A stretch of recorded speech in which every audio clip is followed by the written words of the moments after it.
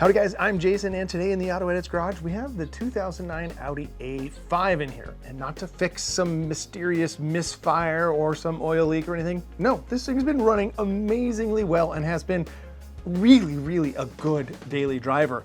So because of that, I decided to continue on its upkeep and maintenance, and we're gonna throw on a set of PowerStop Z26. These are called the Street Warrior pads, so it's a one step up from just the daily driver stuff. These are actually like something that maybe track day in our future with this thing. It's been kind of that good. So we're gonna go ahead and throw pads and rotors on this thing, and stick around because I'm gonna show you how to undo years of this. These things should look like that on the inside. So I'm gonna show you how to hit the reset button on that. And you could see the amount of dust that these things generate. It is a serious thing.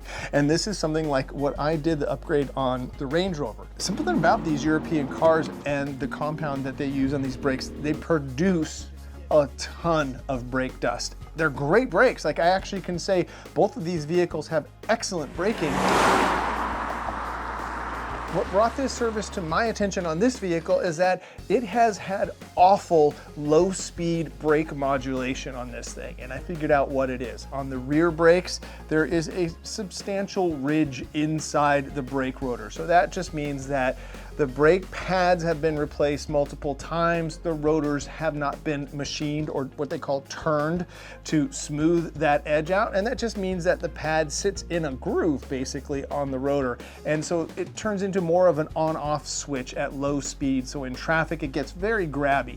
And so that's something we're looking to remedy in this. And then up the braking performance with the Z26, it's gonna make this thing so much better. And we'll cut down on the dust. We'll hit the reset button on this, and then we won't have to deal with this as bad in the future because the carbon fiber ceramic pads that we're gonna put on don't generate that much dust. Being real, they still do generate dust, but nowhere near this level of ick. So to get started, I have the kits laid out on the bench up here behind me. It's gonna take a couple of tools here. To do this right, I have some brake fluid and my Motive Products pressure bleeder. We're probably gonna need to do a flush on this thing. This is a 2009, and even though the dealer has done great maintenance on this generally, given from the fact that they just did pad slaps in the rear of this thing and had just left the rotors, I'm gonna be pretty sure that they have not flushed the fluid. We'll check it. I have a brake fluid tester tool that I put all of these things in my Amazon store, so if you feel like going there, I'll put a link in the description and the top comment so you guys can go at least get an idea of those things. And if you buy them there, it helps the channel, so thank you. I appreciate the support. And if it needs a flush, we'll probably do that. I'm leaning towards it's just gonna need that. So I'm ready for that. So that's it. We're gonna get ready to put some pads and rotors on this thing and hit the reset button on these wheels. We should have a pretty good before and after on this one right here. I'm looking forward to that.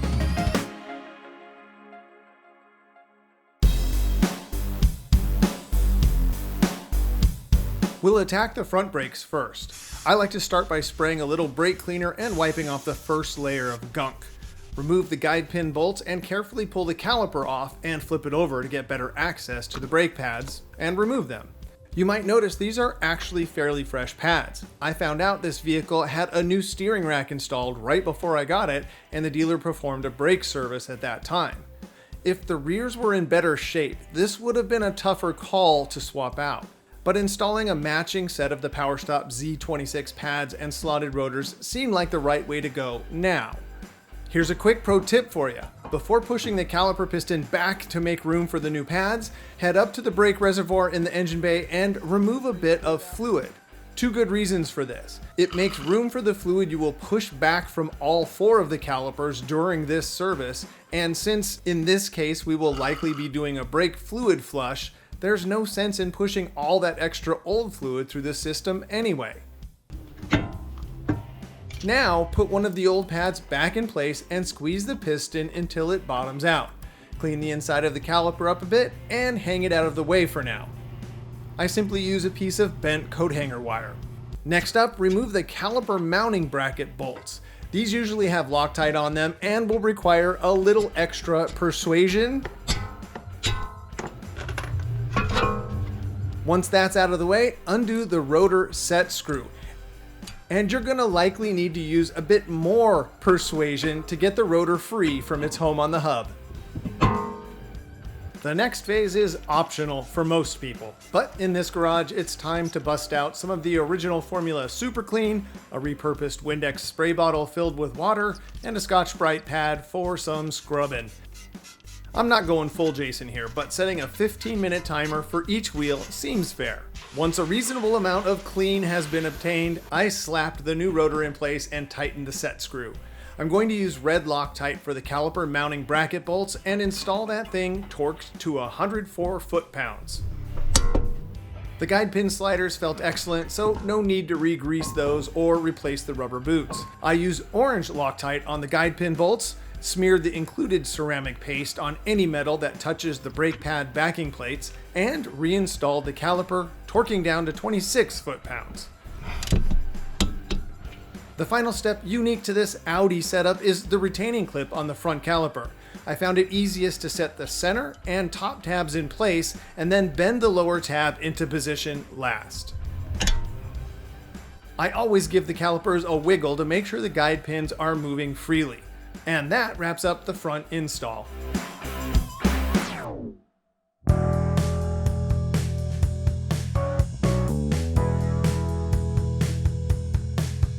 The rear brakes offer a bit of a challenge since we're dealing with an electronic parking brake setup here.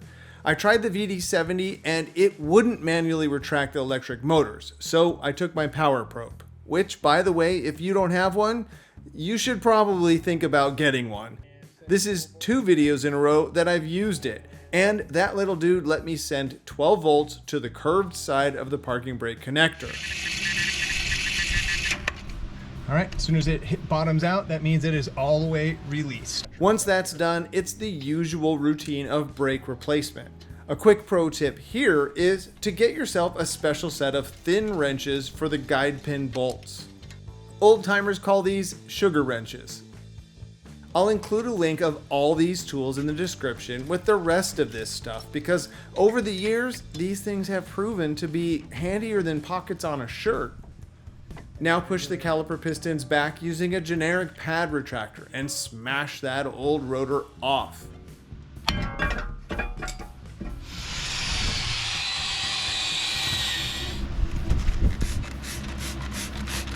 Yep, you guessed it. For this video, I gotta clean. Once the alarm sounded at 15 minutes, it was time to assemble with the PowerStop brakes goodness. Here's yet another tip when dealing with guide pin sliders. These guys look really good, so I'm going to just put an absolute tiny dab right there. And a key thing to do on these things is not let this grease build up on the ends.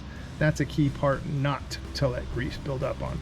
So we're just going to lube this shaft and put it back in. And again, keeping the end nice and neat. And then tuck that in, and boy, that is like butter. Next, it's the usual ceramic paste on the brake pad ears before install and buttoning up the caliper replacement. Time for another gratifying before and after sesh.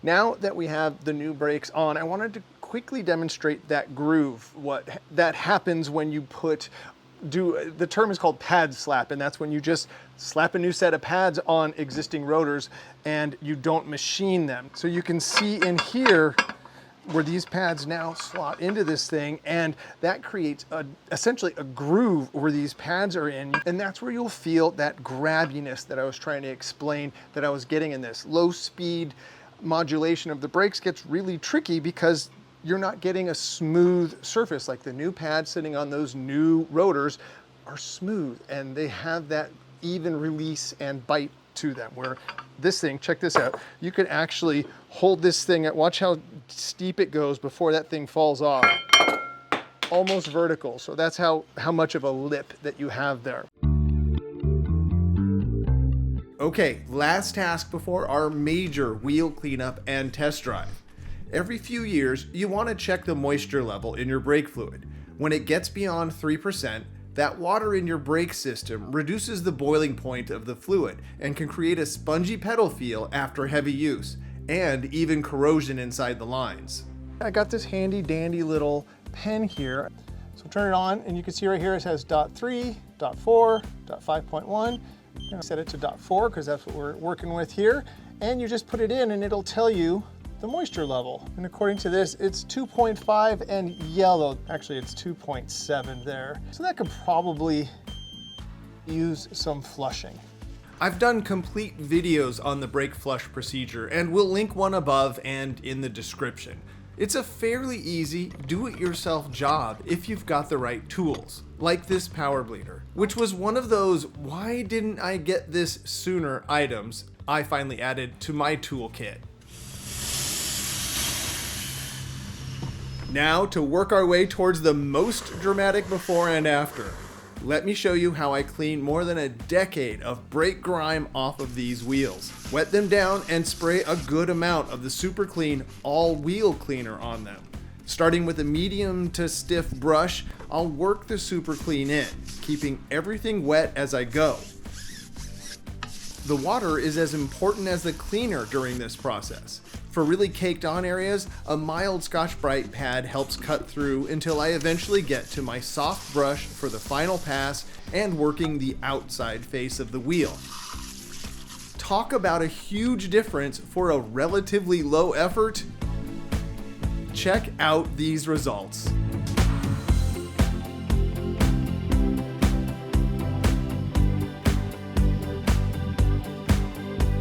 Do a tire rotation while we're here, and since this is all-wheel drive, I'm gonna do a similar to what I do on the Jeep, and that's gonna be what you call a front cross. And so the front tires will cross over to the rear on the opposite side. So I just took the passenger front that will now live here, and this tire that was in the driver's rear will now just go driver's front. And so that's a front cross. I know, it's test drive time. But first, I was thinking, since this vehicle really needs a new battery, and I had just gotten this fancy new Optima QH6 Lithium unit, it seemed like the perfect opportunity to stuff that junk in this trunk.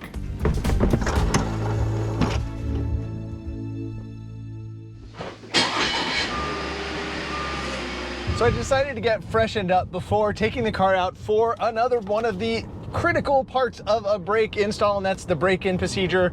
I always have to cut the lid off. The instructions are right here.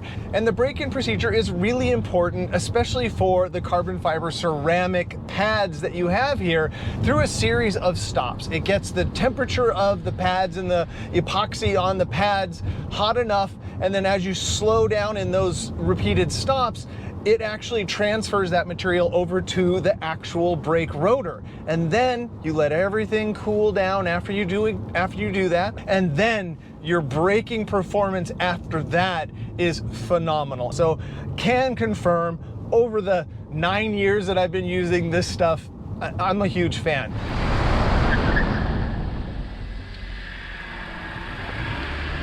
What I noticed immediately, now that I'm past the break-in procedure and cool down, is the low speed modulation. This is the thing that I was telling you about. So in traffic, so like when I do this right here, and I'll just simulate bumper to bumper traffic here, where you come to a stop, then you inch forward, and then you come to a stop again. This car, you should just kind of have an on-off switch right there at the near stop moment. And now I can modulate, and it feels so much better. I mean, this is exactly what I wanted, and that's partly because, or mostly because of what we found in the back brakes with that giant groove in the rotors. So that alone is great. Let's do an aggressive stop here at this stop sign. Yeah, super confident pedal, super confident stopping power in these things. And to be perfectly honest, the stock brakes on this particular car were very good. So it's not like I was seeking more performance. I haven't taken it out on the track. And on my Canyon blasts that I've done in this car, they're fully adequate. The big problem I did have with the stock brakes was that that metallic compound just created an immense amount of dust. Like, I would wash this thing drive or commute 2 days to work, not even doing like aggressive driving, just city driving, and the rims would be just thrashed. And you saw what we've done in this thing, and the before and after of the wheel cleaning hopefully gets one of you guys out there to take back your wheels from years of brake grime. And with the PowerStop pads that we put on, we're gonna just see a tremendous decrease in that dust buildup on the wheels. The Range Rover is a very good example of that, where good brakes from this factory, the pad material just left just a ridiculous amount of dust so quickly on the wheels. And I did the same exact thing on that vehicle. Extraordinarily happy. That's what I'm looking forward to on this vehicle here. Plus, another thing about this upgrade, that's just a matter of taste, but I'm a fan of the cross-drilled and slotted rotors. Nowadays, do you need the cross-drilled rotors? No, I mean, the braking material is so good, and the grooves, the actual slotted part, is the part that really does the all of the heavy lifting and the work in this particular application. But do I like the looks of them? Yeah, I do. So this is an upgrade. And cleaning up the dust shields, that's one of those subtle, low-key parts of this that I'm the most weirdly thrilled about. Just not seeing that dirty ring around the brake rotor inside the wheels. It just makes me happy. I'm just weird that way. Check off another brake upgrade. I'm very, very happy with the direction of this vehicle so far. I can't believe how fun and how practical this thing is turning out to be. So thank you guys for coming along and checking out the video, and until next time, enjoy your drive.